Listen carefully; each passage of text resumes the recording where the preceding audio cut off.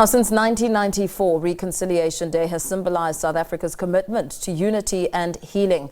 Nearly 30 years into democracy, it reminds us of the progress made and the work that is still needed to address the lasting impacts of apartheid and colonialism.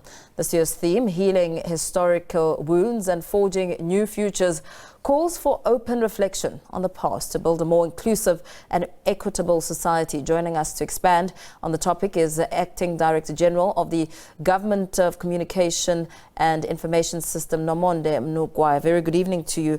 Thank you so much for your time. I mean, listening in to one of my colleagues speaking to children today, one teenager said today reminds him that unity and peace is important in building society. We also listened to how President Cyril Ramaphosa warned against some statements that almost contribute to breaking the nation. How central has the act of forgiveness and reconciliation been in South Africa's story?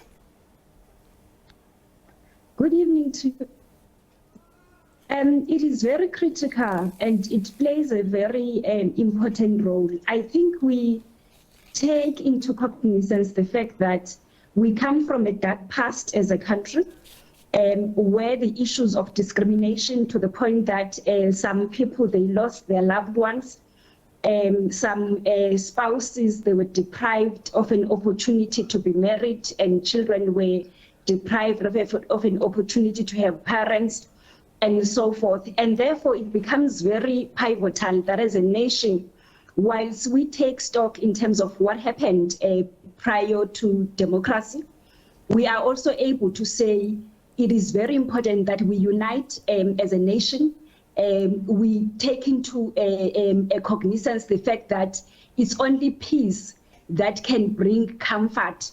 Obviously, it's not going to bring back the loved ones that people they lost, but it will then bring hope that as we get into democracy and as we mature as a nation, we will be able to make sure that the future of this nation is protected and the incidences and the practices of the past will not be repeated.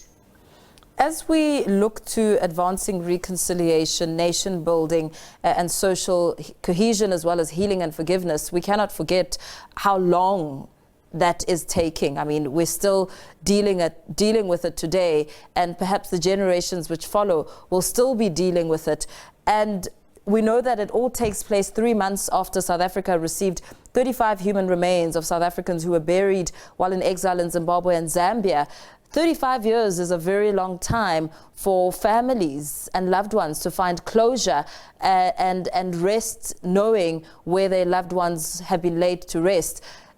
Let's talk a little bit about time and the pace and what it takes, of course, for people to find this healing and closure during reconciliation.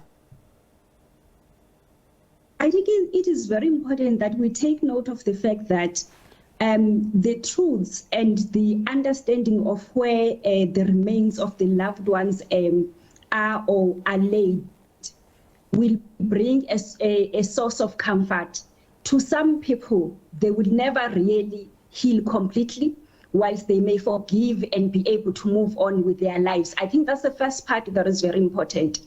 The second part is the fact that some of the people who lost their lives, they lost them outside of our borders. And there are complexities revolving around the international relations, the diplomacies, and the agreements that we needed as a nation to have with those countries.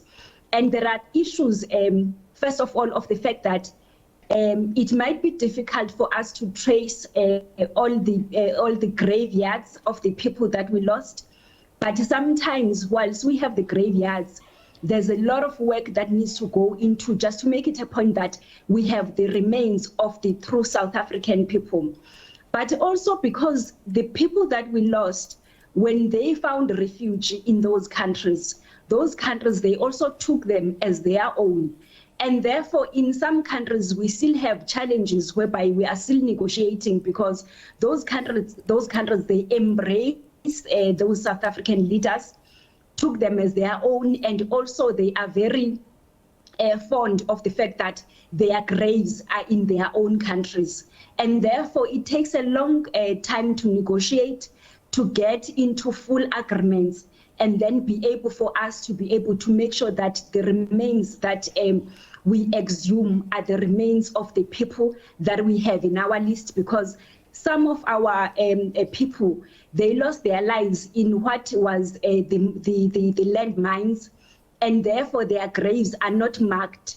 And that also causes a challenge in terms of ensuring that the process is quicker. But as government, we are working very hard. I think, as you are saying, in the past 3 months, we managed to bring some of those remains.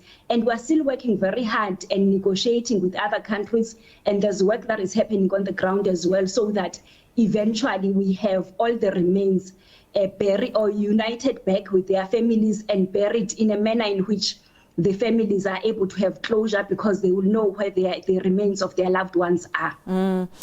As we take stock and pay tribute, perhaps to the many freedom fighters who sacrificed their lives to get the freedom and democracy that we enjoy today, many may be of the view that, it was all in vain, because look at South Africa today, look at the level of corruption, look at the unemployment rate, look at how the country is moving and who is left behind.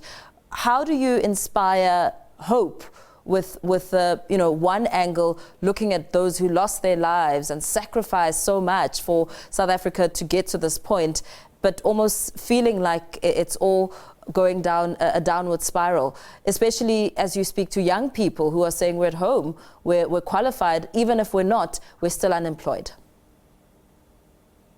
I think the first part is just to take to emphasize the fact that the loss of life cannot be equated to anything. But also coming back to say, particularly the 7th administration, in terms of the 3 priorities that we have as government, one of them is making sure that we have inclusive growth and we reduce unemployment, whilst the other makes it a point that we deal with the issues of high cost of living. So we have just 3 priorities in the current government. And the third one, which is building the capable and ethical state, talks to the issues that we have raised of ensuring that we eradicate corruption from the root.